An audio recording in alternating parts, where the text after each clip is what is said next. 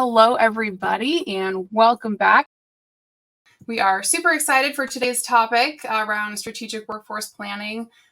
Tori Copeland will be walking us through a ton of insights, best practices. Tori is such a pivotal part of our team, and she's been a leader on so many engagements with OGX. So with that said, I will pass it on to Tori, and we can get into the good stuff. Thank you, Abby. All right, let's go ahead and jump into our workshop and webinar for today. So as Abby said, my name is Tori Copeland. I am an engagement manager with OGX, and I am very excited today to walk you through some best practices with strategic workforce planning and outline the supporting elements that will make your implementation successful. All right, so let's go ahead and dive into our learning objectives for today's webinar. Today, we would like to accomplish the 5 learning objectives that you see on your screen presently. The first is to define strategic workforce planning. The second is to define competency architectures and job family frameworks in relation to strategic workforce planning, because these are going to be the supporting elements that enable your organization for success with implementation and monitoring. We also want to discuss the organizational impacts of strategic workforce planning, specifically focusing on the benefits that you will realize. Fourth, we will outline the strategic workforce planning model that is recommended, and also some implementation best practices as you look to actionalize this model. And finally, we want to discuss the common pitfalls or challenges surrounding strategic workforce planning and outline some implementation best practices as you look to implement these structures within your HR processes. Okay, so let's jump into what is strategic workforce planning. Within this section, I'm going to outline what is strategic workforce planning, but also why it's important for your organization. Great. I like to start this off with a quote that addresses the keys to workforce planning. Strategic HR leaders need to reinvent their workforce approach to create an energized employee base with the skills and drive to confront tomorrow's challenges. This is a quote from Sandeep Moda, the Director of Human Capital Advisory at KPMG. This lays a great foundation for defining what strategic workforce planning is. Strategic workforce planning is the systematic process for identifying and addressing the gaps between the workforce of today and the human resources needs of tomorrow.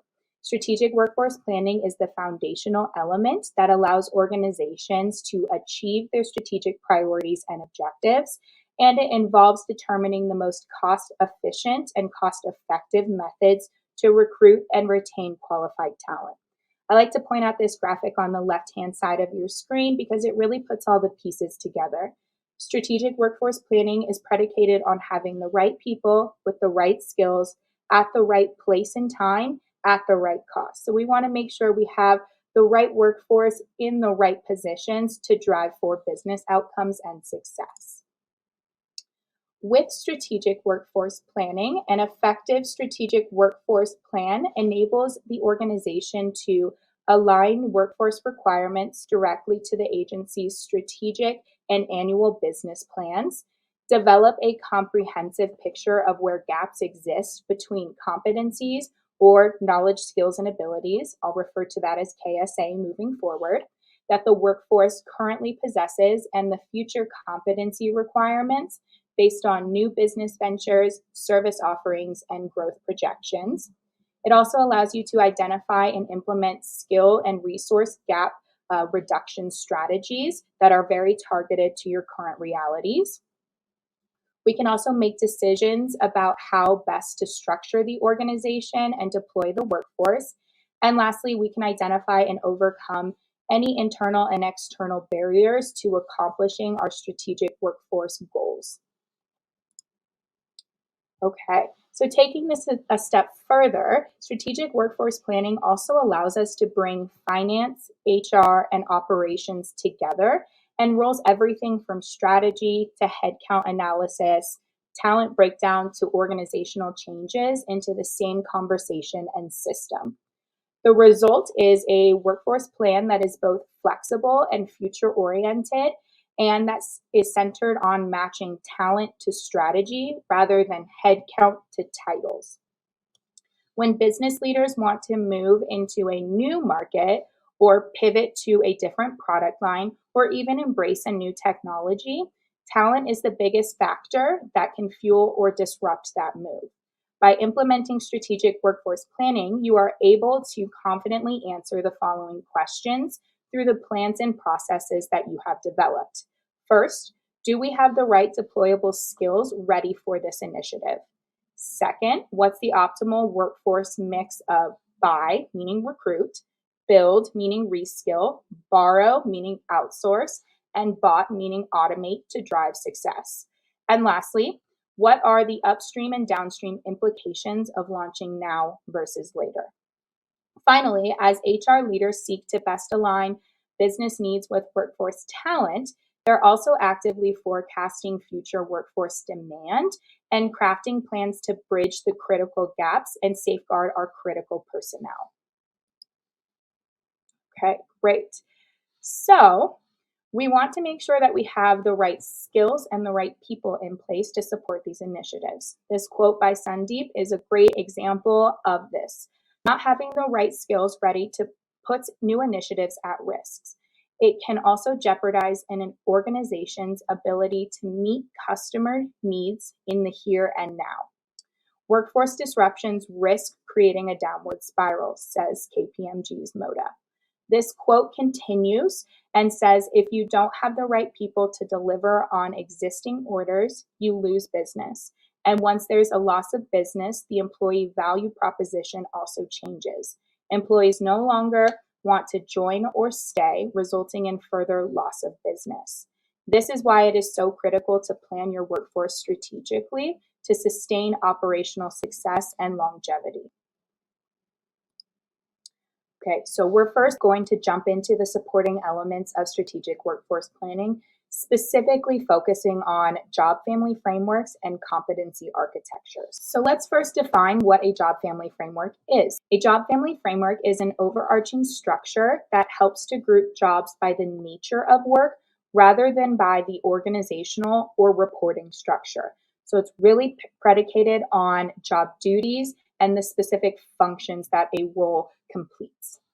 Individuals that are within the same department as you may be part of the same job family as you, as they likely have similar nature of work, but this is not strictly universal to all roles in all departments. Just because you are in the same department as one of your colleagues does not mean you are going to be, or does not guarantee that you will be in the same job family or subfamily as that individual.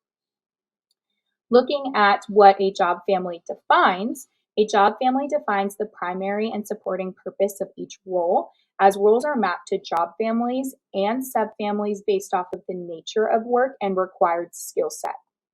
Having a defined job family and subfamilies with roles mapped accordingly builds clarity throughout the organization and serves as the foundational element for developing career paths, a concept we'll discuss later on.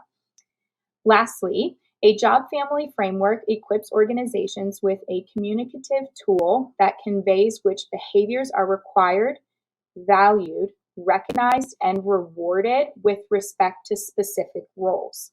It also ensures that staff have a common understanding of how roles work together and the common functions that roles occupy across the organization. So there may be a role that is very similar to the role in which you occupy now or encumber now that you haven't been exposed to because it's in a different department or part of a different reporting structure. By having roles grouped based off of function and required skill sets, you get increased exposure to the available movement to you for different roles within your organization. Okay. Looking more specifically at the components of a job family framework, let's go through and define each of these. First, we have job families. Job families cover all aspects of general operation and group roles that have a similar job function and utilize a similar skill set. For example, your organization may employ a people focus or human resources job family. Underneath our job families, we have subfamilies. Subfamilies are used to subgroup specific functions across roles within each job family. So following along with our example, under the people focus or human resources job family, you would have subfamilies such as hiring, which would encompass roles that develop job descriptions, define recruitment plans and strategies, screen applicants, prepare hiring documentation and offer letters, and onboard new employees. Those are typically teams within an HR department, but we're grouping them together because they all are related to hiring. You may also have subfamilies such as talent development or retention within your HR job family. Next, we have job levels. Job levels reflect the increasing degrees of authority and responsibility and outline the general mastery required to fill positions within each role. For example, you could have a job level for entry, junior, senior, and experts. This can become more complicated when factoring in your tracks, such as individual contributor, manager, or executive, and if the individual contributor track has represented and non-represented employees. Lastly, we have our job titles, and job titles are the names given to roles that provide a specific description. So they have a job description associated with them. Each title is mapped to a subfamily, which is then mapped to a job family. Switching focus slightly to competency architectures. A competency architecture is an overarching guideline that sets out the specific KSA and behavioral requirements by role that enable an incumbent to perform their job duties successfully. Having defined competencies and competency profiles can benefit your organization by clarifying expectations for incumbents throughout the organization. A competency architecture defines expected working behaviors, called behavioral indicators, required for each role within an organization. These behavioral indicators are defined for all competencies, which are broken into competency categories within your architecture. We have example competency categories such as core, people, technical, and leadership.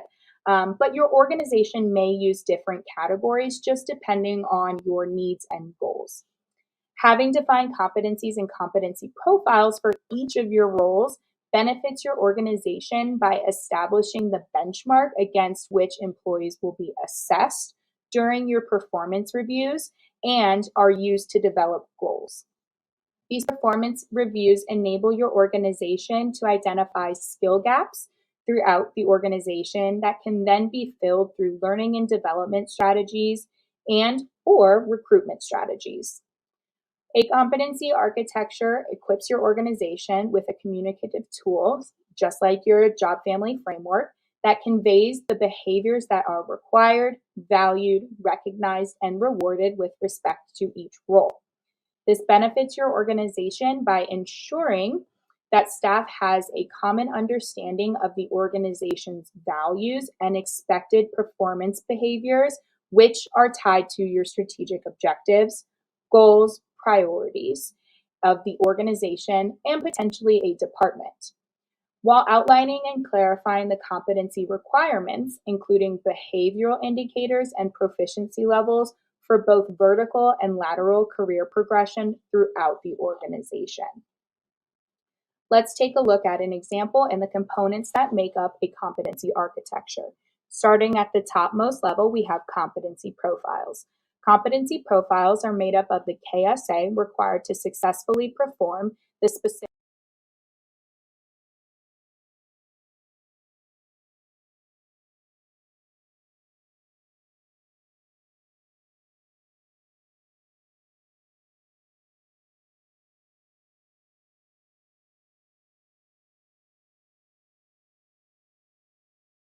roles are tied to one competency profile. Next, we have our competency categories. The competency categories you implement at your organization may vary, but it is recommended that core technical and leadership competencies, not necessarily the categories, but those competencies are developed within your architecture, regardless of what competency category they end up falling into. You may also have more or less than 4 categories, just depending on your business and goals, but 3 to 5 categories are recommended. When defining the competencies within each categories, it is recommended that the competency categories have between 4 to 6 competencies defined for each profile, as to not overwhelm your system, but also give enough specificity to really target that role's purpose and functions. Within the example you can see on this screen, we have 4 competency categories defined. They are as follows. Core, which are the knowledge of the business and its environment that enables individuals to meet goals. People, which are the skills used to communicate and influence others throughout the organization and its stakeholders. Technical, which are job-specific skills required to be successful in a role. And leadership, which are demonstrated by supervisors and above. With the graphic on the left-hand side, you can see that there is an alternative configuration of a competency category and competencies identified. With this example, we have 3 competency categories and a total of 12 competencies. This may be more in alignment with your business structure and your goals. Lastly, we have proficiency levels. Each competency profile has a proficiency level set for each competency. The scale for proficiency can be customized based off of your needs, but generally is from 1 to 5, with 1 being introductory, rudimentary awareness, and 5 being complete expert mastery. You are a SME within that area. As a role proficiency levels and proficiency requirements progress, the role is typically more senior within the job family framework. So going back to that job level. The higher proficiency requirements also indicate that these roles will have little to no direct supervision when performing these competencies, and rather may be required to teach or supervise others in these areas. Competency profiles will enable the organization to establish a competency baseline for each role that can be used for performance evaluations, skill gap assessments, and to develop career paths and the associated training programs that will enable an incumbent to develop the necessary competencies to make vertical or lateral movements throughout the organization. All right, so now let's take a look quickly at how all of the pieces fit together. At the bottom of this diagram, we can see, looks like we jumped backwards. There we go. At the bottom of this diagram, we can see the mission, vision, and core values of the organization. These should be used to develop the core and people competencies within your organization's competency architecture. The competencies within these categories are applied to all roles competency profiles throughout the organization, regardless of a role's specific job duties or other specifications as outlined in the job description. This is why you use your mission and vision statements and core values to develop these competencies. They are universal and required of all employees. They are the building blocks for a unified workforce. These should be the foundational elements that employees are required to uphold and live by on a daily basis to work at your organization. We can then see job families. All roles are mapped to a job family and a subfamily that are used to organize roles based off of primary function and further based off of supporting focus. Roles within the same job family have the same core purpose, but may differ in their supporting focus. For example, you may have an operations job family and rail maintenance, customer service, and bus operations as subfamilies underneath the operations umbrella, as all of these subfamilies are specific disciplines within operations that allow the organization to deliver service to the customers. As such, our technical competencies are developed at the role level and grouped by subfamily and job family within the comprehensive competency architecture. These technical competencies are the specific KSA that an incumbent is required to possess to occupy a role and perform the defined job duties in a satisfactory manner. Lastly, we can see the leadership competencies at the top of the screen. This is the last competency category that is applied to competency profiles, as not every role within your organization requires leadership competence. Leadership competencies are typically added to the competency profile of roles that are in management or leadership positions, so your supervisors and above, as leadership is a component of or the main focus of these roles. Now that we understand the premise of a competency architecture, let's discuss why and when these are used in strategic workforce planning. Okay, so by aligning a competency architecture or implementing a competency architecture, organizations can realize the following benefits. First is alignment. A competency architecture helps organizations align the workforce and staffing initiatives to the overall business strategy. Next, we have communication.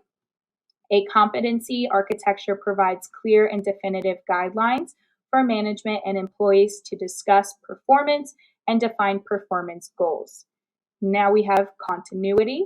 A competency architecture enables internal promotions, allowing for the development of talent in alignment with the authority's vision and mission. We have efficient hiring. A competency architecture determines areas that need resources and support based off of KSA gaps. This results in targeted recruitment with a narrower, standardized interview criteria to increase the speed of hire and reduce the cost of the search. Effective training. A competency architecture highlights the required KSA for frontline employees, managerial, and executive staff, and this allows training to incorporate and develop the desired competencies for current incumbents and career advancement opportunities. Determining the KSA shortcomings of current employees allows for efficient hiring and more effective training through a more targeted approach. We also see increased employee satisfaction. A competency architecture provides employees a clear standard and requirements for a path to promotion. This increases communication, latitude, and overall employee satisfaction because there is transparency. A competency architecture sets a clear standard for performance evaluation and promotion criteria.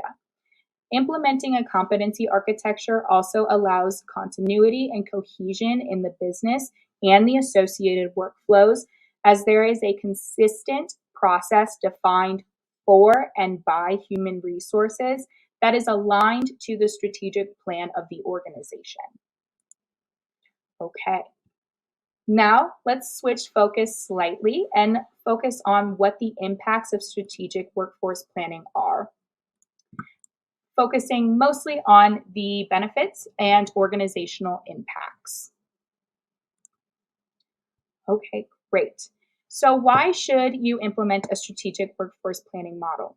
Implementing a strategic workforce planning model enables an organization to achieve the operational sustainability required to meet its long-term vision and goals. This model ensures a holistic approach to workforce planning that touches on all aspects of the human resources lifecycle in line with industry standards and enhances the human resources lifecycle in the following capacity. Looking first at planning, you're able to identify workforce gaps for position development to meet business goals.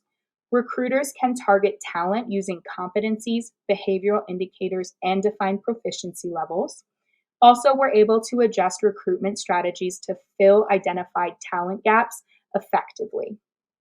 Now, looking at employee development, we're able to clarify role expectations and skill proficiency requirements. We can aid employees in understanding their positions and growth opportunities through reviews and assessments.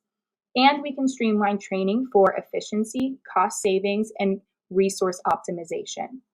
Lastly, with post-employment, we're able to enhance staff contentment and retention through defined career paths and professional development opportunities. I want to take a deeper dive into each one of these areas to further outline the impacts.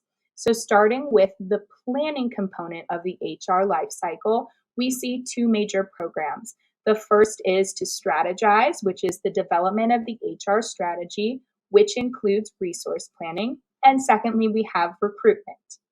Implementing strategic workforce planning and the associated elements, so remember, those are job family framework and a competency architecture, within both of these programs enables your organization to develop strategic initiatives and shape a recruitment and sourcing process based on the required competencies needed to achieve your strategic goals, both in the short and the long term. Within planning, organizations should align human resources strategies to the organization's competency architecture, adopt processes, procedures, and strategies to close your skill gaps, provide a framework to measure proficiency and competency and capability gaps, define current skill gaps across the organization, develop targeted competency training programs and career pathways to close your skill gaps with your internal resources through learning and development, identify employees possessing the required qualifications to close your critical skill gaps, tailor interview questions to assess the proficiency of defined competencies by role for external recruitment, identify hiring needs based on competency gaps, and attract and retain a high-performing, highly skilled workforce that are in compliance with competency requirements. Okay, great. Now switching focus over to employee development. The employee development component of the HR lifecycle consists of 5 major programs. Onboard, evaluate, which you can think of as performance management, develop, which you can think of as learning and development or training, progress, which is career planning, and rewards.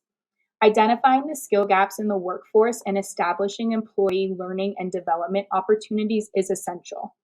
Defining learning strategies to address skill gaps that persist throughout the organization allows your organization to focus on learning plans that align with its business goals, strategic objectives, and allow for talent development. Within employee development, your organization should improve onboarding materials to shorten the length of time it takes for new employees to start producing business outcomes, and also clarify the skills and abilities required to successfully perform a job. Establish communication expectations for the specific behaviors that contribute to a successful job performance. Encourage employees to be accountable for their professional development as career paths and training programs are defined and made available to incumbents.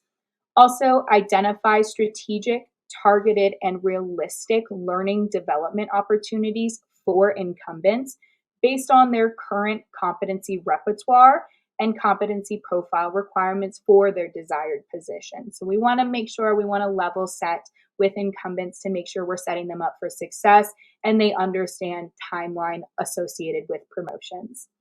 We also want to identify short and long-term competency needs for the future across the organization, as incumbents will be evaluated for performance against the defined competency profiles, and gaps will be identified during performance review cycles. So areas of underperformance that are flagged should be aggregated at the organizational level to show immediate skill needs. We're also able to match employees with opportunities that are realistically available to them as it relates to career growth and progression opportunities, which is supported by the development of training programs. We also can facilitate vertical movement and career growth for employees, resulting in higher employee retention rates and also improving morale and employee satisfaction.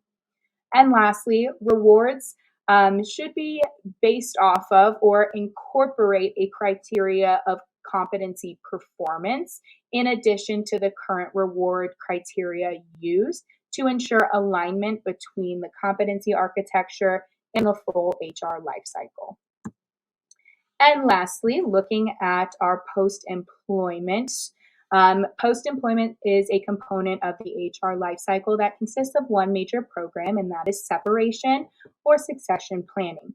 The long-term success of organizations depend on the steps that are taken to ensure a pipeline of qualified talent is recruited, retained, developed to fill vacant positions for our most critical leadership positions and most critical operational business positions. Within the post-employment stage, organizations should identify high-performing incumbents that are consistently meeting or exceeding their competency proficiency requirements. These individuals will be identified to succeed promoted, retired, or departing employees in positions that are critical to operational success. Typically, that means management and above, but it isn't exclusive to management. We're also able to prepare and select employees for upper levels, upper positions in the organization through training programs. We can ensure the organization has a robust succession plan in place and also make sure that there is alignment between the succession plan with the organization's long-term growth strategy. All right, now let's move into how do you implement a strategic workforce plan or strategic workforce planning in your organization.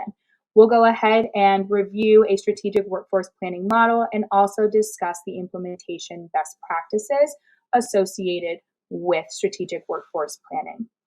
The key goals for strategic workforce planning are as follows: to establish a clear picture of the issues, pain points, and the need for change, to gain an understanding of the vision for the future from the HR perspective as well as the business manager's perspective, because they will be the individuals needing additional resources and they will be your SMEs. They'll know exactly what competencies are required for each position. We will also be able to determine the current skill gap that persists throughout the organization to realize our strategic goals. And lastly, we will build a compelling, detailed process or processes that will be used to train and recruit talent to address our identified skill gaps. All right, so on this slide, we can see OPM, which is the U.S. Office of Personnel Management's strategic workforce planning model. OPM, along with SHRM, are the experts in this field, so I highly recommend leveraging some of their models and best practices. This model is made up of 5 key focus areas, which are as follows. The first is to set the strategic direction. This step involves linking the workforce planning process with the organization's strategic plan, annual performance or business plan, and work activities that are required to carry out the goals and objectives of the strategic plan, which is your long-term focus, as well as your performance management plan and performance plan, which is your short-term focus. Second, we have a step to analyze the workforce. This step involves determining what the current workforce resources are and how they will evolve over time through turnover, recruitment, retirement. We're also developing specifications for the number, kinds, and locations of workers and managers that are needed to accomplish the organizational strategic requirements. And finally, we are determining what gaps exist between the current and projected workforce needs. Our third step is to develop an action plan. This step involves the identification of strategies to close gaps, plans to implement the strategies, and measures for assessing strategic progress. These strategies could include such things as recruiting, training and retaining or retraining, restructuring the organization, contracting out, succession planning, or technological enhancements. Our fourth step is to implement the action plan. This step involves ensuring that human and fiscal resources are in place, roles are understood, and the necessary communication, marketing, and coordination is occurring to execute the plan and achieve the strategic objectives. Finally, we have step 5, which is to monitor, evaluate, and revise. This step involves monitoring progress against milestones, assessing for continuous improvement processes, and also adjusting the plan to make course corrections and to address new workforce issues or new workforce needs. This is a cyclical model, so once you get through step 5, you will make sure you're in alignment with the strategic direction that you previously set, make adjustments as needed, and continuously monitor and implement your plans. Okay, so one of the key recommendations for ensuring success with your implementation of your strategic workforce planning model and the associated supporting elements is to establish an executive steering committee. The ESC provides oversight of implementation activities and monitors the return on investment of your strategic workforce planning model and the supporting elements. Having this dedicated team provides a unique, unbiased perspective, helping to ensure that the strategic workforce planning model and strategies and initiatives are going to meet your organization's needs and strategic goals.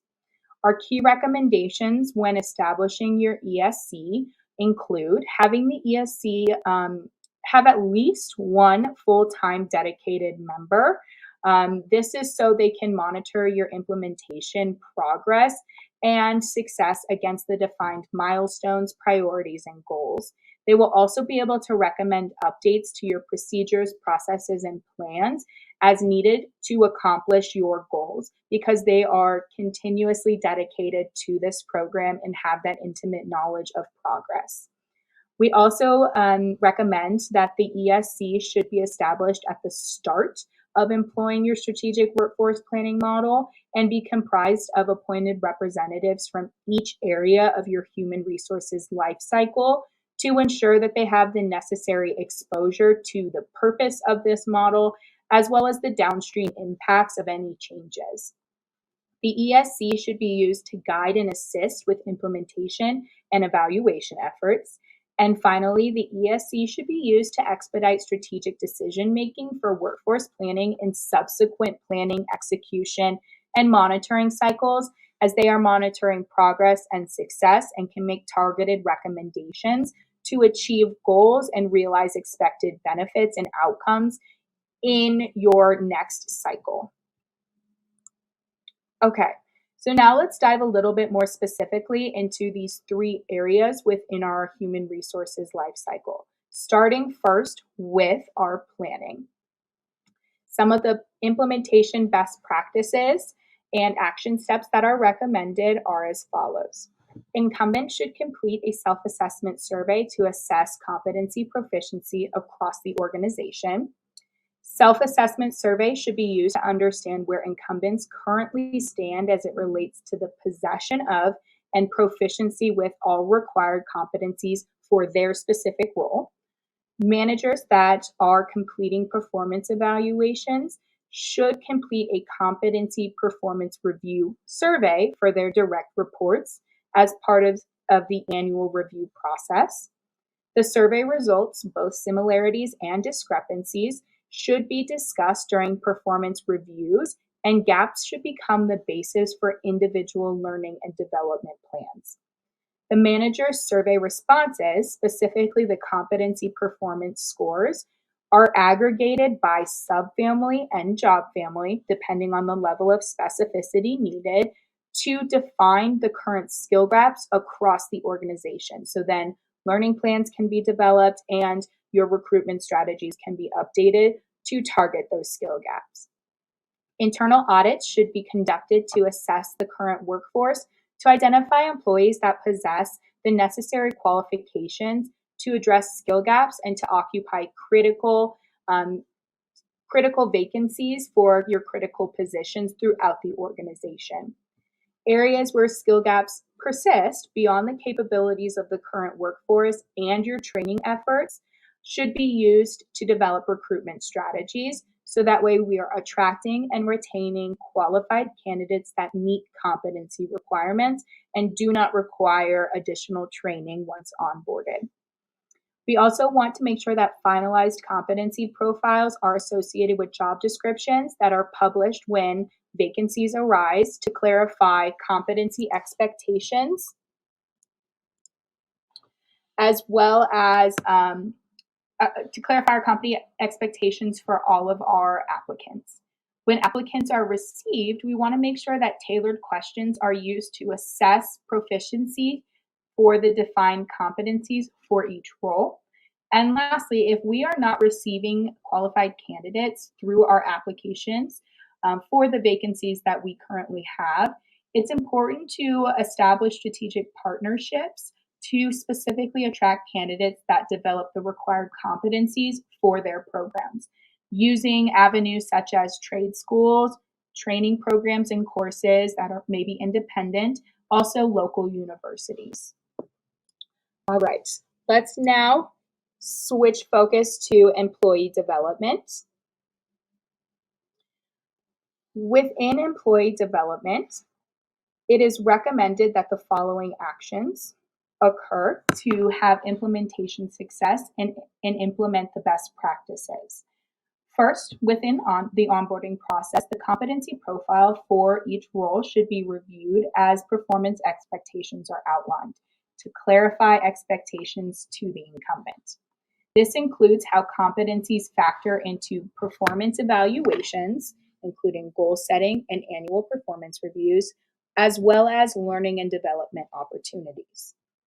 Competency architectures are embedded into our performance management process as competencies inform individual goals and key performance indicators. The behavioral indicators defined for each competency demonstrates to the incumbent how they are to behave to achieve their quarterly and annual goals. Performance and demonstration of required competencies is assessed by the incumbent and their direct manager during annual performance reviews. And should an incumbent not successfully demonstrate the required KSA behaviors and proficiencies, or if they wish to gain additional skills for promotion opportunities, the incumbent should be placed in a training program to address the KSA skill gaps.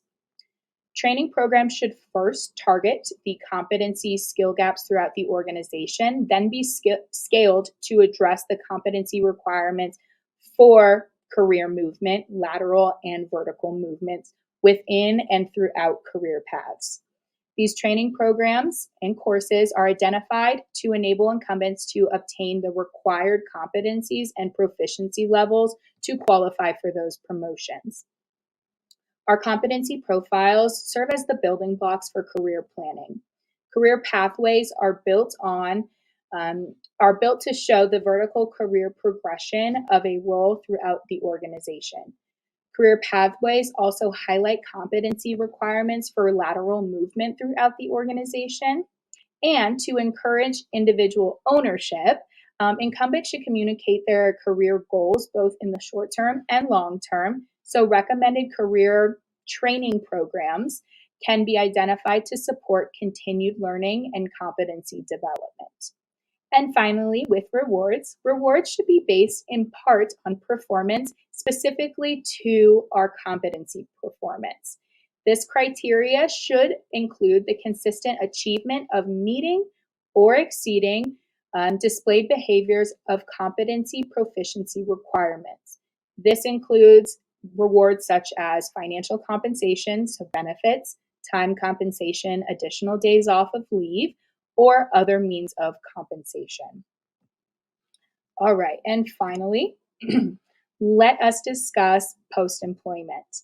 Within post-employment, incumbents that consistently meet or exceed their competency proficiency requirements and defined goals are selected as candidates to occupy more senior positions within their organization's succession plan.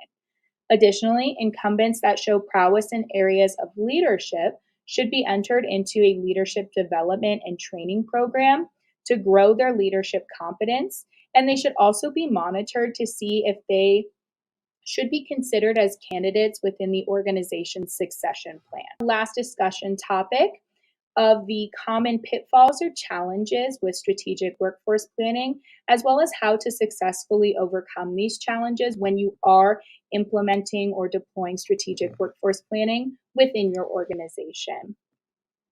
All right, first focusing on some of the challenges.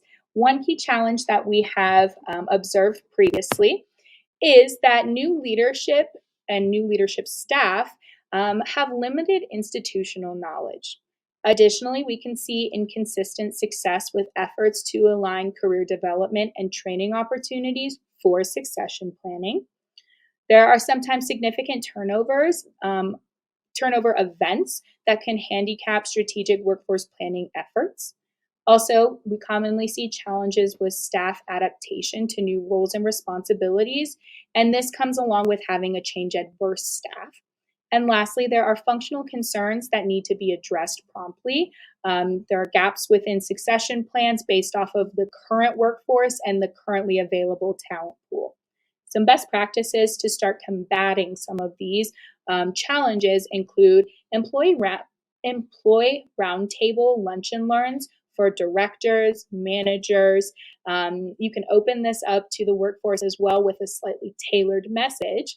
But these lunch and learns are an opportunity to improve your employee relations, also to catch new staff up to speed with the required institutional knowledge and the key institutional knowledge, so that way they can become one of your change advocates. Also, we want to work closely with leadership across the organization to gain greater insight for leadership prospecting as well as competency identification. These are going to be your technical SMEs who really understand a role's job duties and daily activities. So it's important to have that close working relationship to make sure the competencies that you are defining, assessing against, hiring for are relevant to the requirements of that position. We also want to make sure we're utilizing a proven methodology as the basis for any frameworks that we are developing, and then customizing based off of the needs and goals and current realities of your organization. Some key recommendations here include relying on respected leaders to develop your competency assessments for succession planning, implementing a performance management tool such as SABA to track and manage your career training and career growth opportunities. This can be tied to a specific trajectory, or it can be withstanding a trajectory. We also want to leverage robust training programs for competency compliance and progression within a career pathway.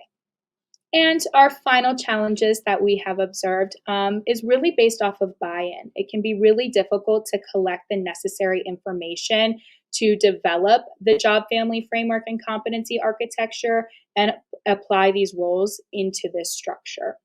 We've also seen some challenges with time constraints as many organizations move rather quickly from identification of resourcing or staffing needs to interviewing and hiring. Some best practices that we recommend are taking a bottom-up approach, which can make implementation more manageable and scalable across the organization. It would be recommended to start with specific roles and develop a subfamily around these roles and their competency profiles before scaling to job families.